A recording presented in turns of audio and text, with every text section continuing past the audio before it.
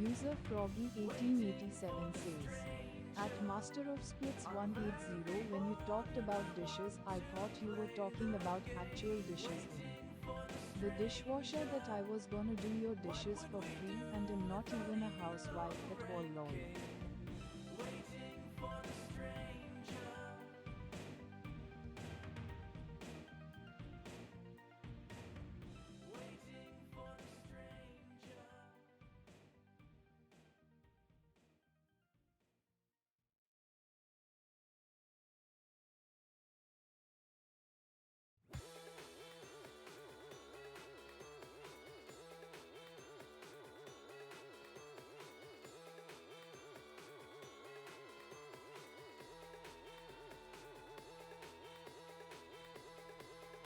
User Froggy1887 says, I think music is louder than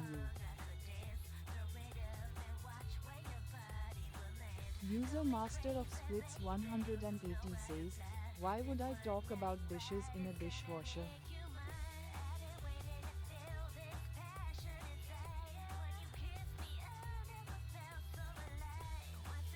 User Froggy1887 says, no clue, I just read fast haha.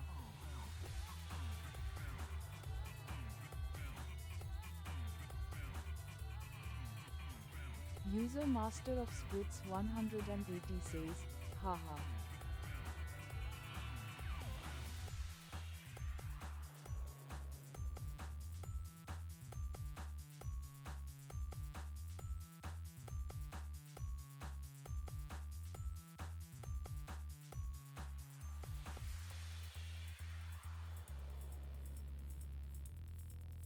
Alright, hold on.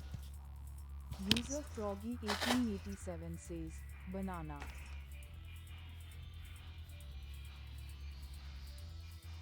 My microphone died. I thought it was charging, but apparently it wasn't. Last week, so my microphone died. I'm sorry. Go ahead and put this charger. I hate it. User Trooper Need a specific charger or else says, they don't really am charge. holding one. User Froggy1887 says, no worries.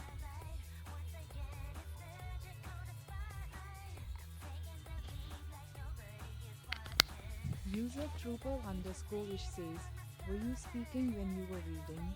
I was talking I to heard myself nothing the whole the time. entire time.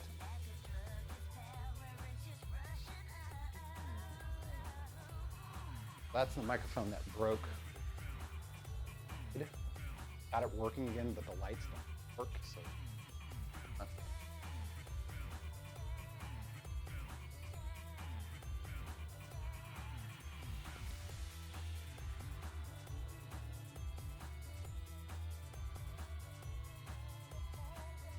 Basically can't tell if it's on or not unless I'm looking at the receiver. And I can't tell if it's charging or not unless I look at the receiver. Sorry about that. User Trooper_ish says, Pro Streamer lesson number 142. Use a working microphone. Well, it was working and I thought I had a full battery, but I didn't look at the receiver to see if it was actually. At least the receiver gives me the state of charge and all that stuff. Okay, I thought it was charging when I left it on the charger after the last stream, but apparently not charging anymore. User Trooper_ish says, Froggy is right, the music is sometimes louder than the host. And I think that is probably more of a feature of how this was made.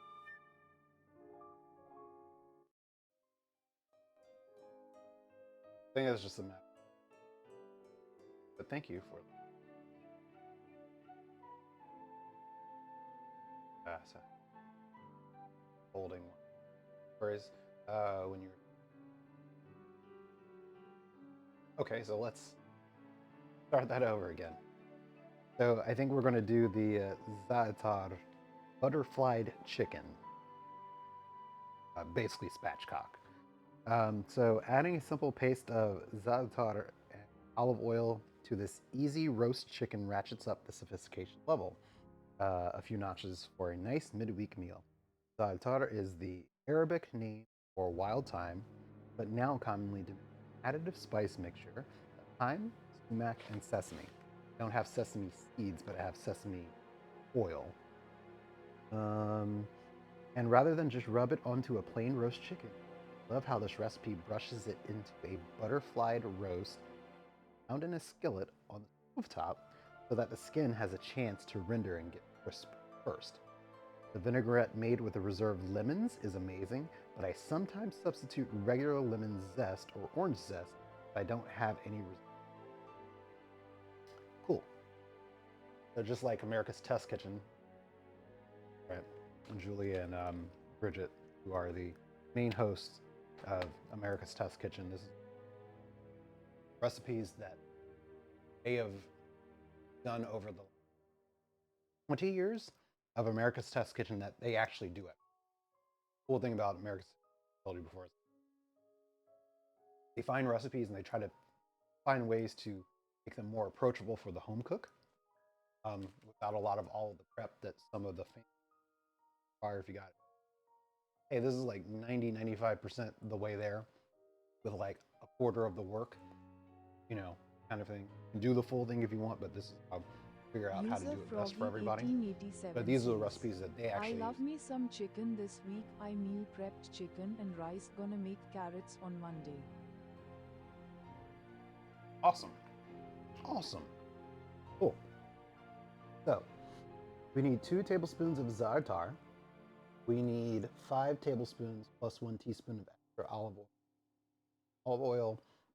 We need 3.5 to 4 pounds whole chicken, but I'm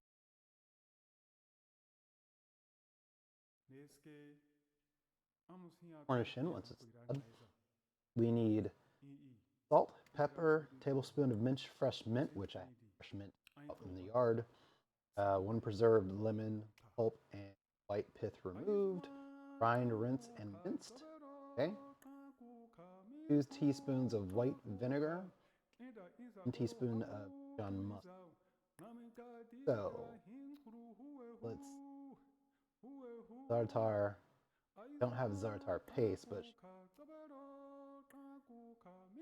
thyme, sumac, sesame. So let's see if they have a za'atar recipe so I can find the right mixture. Because sumac is not something that's very commonly used in the United States, but because nurses interested have 72 one tell us how.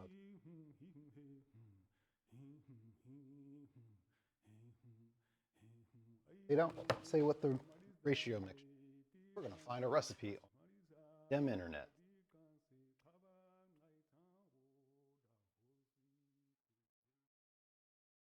God. Oh. Balls. I'm sorry. It's your opponent. It's just what we do.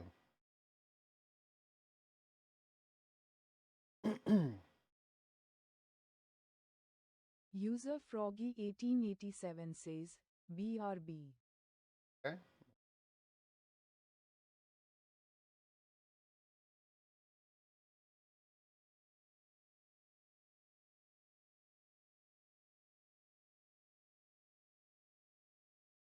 Hold on.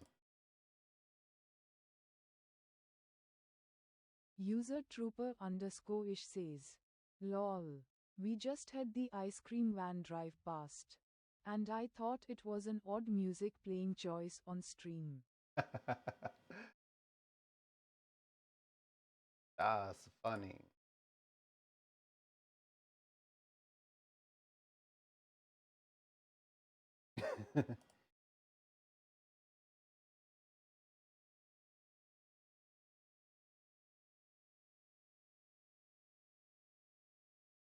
Oh my god, look at his balls. They That's slow.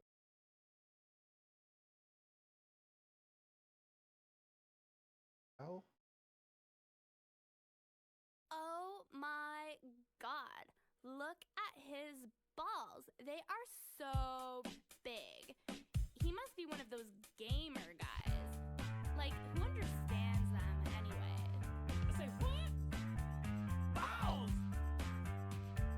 Who's got the balls? I got the balls. Big balls.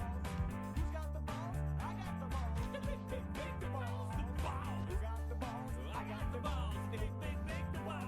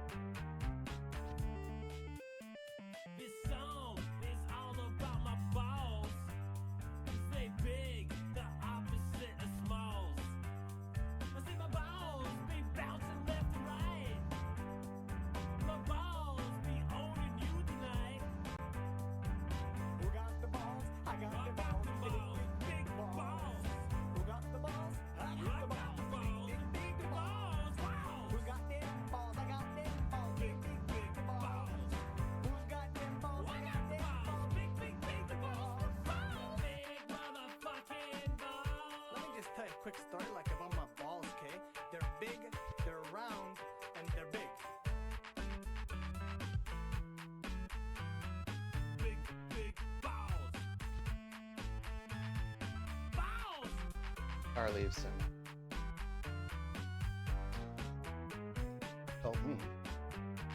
My balls need some sucking. My balls need licking. My balls. It's just wild time. My balls be swinging. My balls need some sucking. My balls need licking. My balls be swinging, swinging. Balls be swinging. My balls be legend. No imitation. My balls need to be your barrels for transportation. My balls be jive. My balls be enormous. My balls waving in the air. My balls like they just don't care. Elephants be all like, damn, them Zeke's balls. My balls, my balls, my balls. My balls be huge. My balls be Angus. My balls, my balls, my balls. Balls!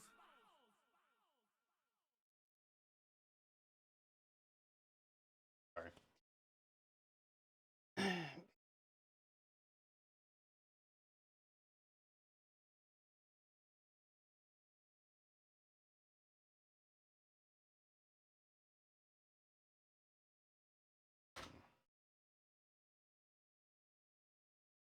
Za'atar spice blend.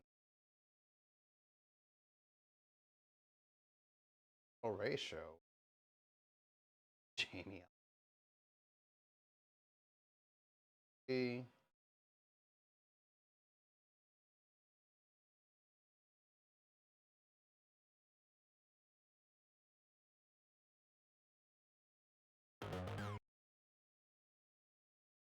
Kitchen. After a few days of surfing the net, rising up.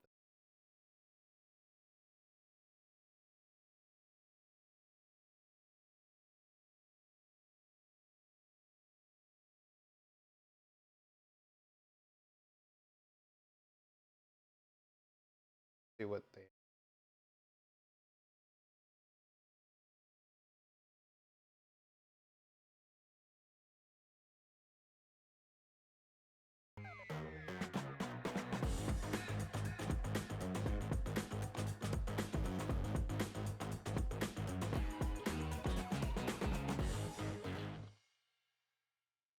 Hey guys, welcome to Janine's Gluten-Free Kitchen, and today we have another episode in our Toolbox series, and today we're going to be making za'atar spice blend. Now you can definitely buy za'atar out in the supermarkets or Middle Eastern grocers, but there is nothing that beats making it yourself and having those spices super fresh, and it makes a world of difference to the final taste. Today we're going to be making an Egyptian version, which is very time heavy and it's super yummy. The great thing about making it yourself though is that if you don't want it super salty, which they often can be when you buy them from the grocers, you can just omit the salt or reduce the salt, which is great because you can make it exactly how you want it. So let's get started. Enough about that. Now, za'atar is traditionally made to put on a flat bread with oil and then baked, and this bread is called manusha. And it's very typical to find it in Middle Eastern breakfast tables, and it's super delicious, or snacks. We used to have it often for after-school snacks. It was pretty yummy. But the great thing about it is that you can use it anywhere. You can put it on veggies, you can put it as a spice rub for your meat, you can put it into a casserole. The choices are endless. Anyway, super easy to make. Let's get started. The most complicated bit of this recipe is to roast your sesame seeds. I do recommend you roast them yourself because again, super fresh. Very easy process. You're going to put your sesame seeds into a hot frying pan and very gently toss it around so that it doesn't stay static. You want the sesame seeds to keep moving, and this goes for any seed that you're roasting. And then when you see it starting to pop and crackle, just keep moving it around because it will burn very quickly at that point. So just keep stirring it, keep flipping it. As you see it start to smoke and the sesame seeds go a lovely golden color, quickly turn it off while you keep stirring it, and then when you're happy with the color, quickly pour it out, because if you leave it in the pan, it'll keep cooking because that pan is super hot. And maybe even give it a bit of space to breathe, and now you have these beautiful roasted, smells amazing sesame seeds. So we're going to go ahead and put those in, and then to that we're going to add the thyme. Now, za'atar in Arabic actually means thyme, so it's not something that you can miss out on. And we're going to go ahead and put 3 tablespoons of dried, fresh, preferably organic thyme. Then we've got our gorgeous coriander, which we have ground and dried. We're going to go ahead and put in another 3 of those tablespoons. And as normal, our recipe is below, so you can relax and watch this and then print it out afterwards. Then we have ground cumin. We're going to put 2 of those in. These are all very strong flavors, but they marry beautifully, and the flavors together are just so good. The next one is sumac. Now, if you've never had sumac before, it is a very citrus flavor and super yummy in this. So we're going to go ahead and put 2 of those.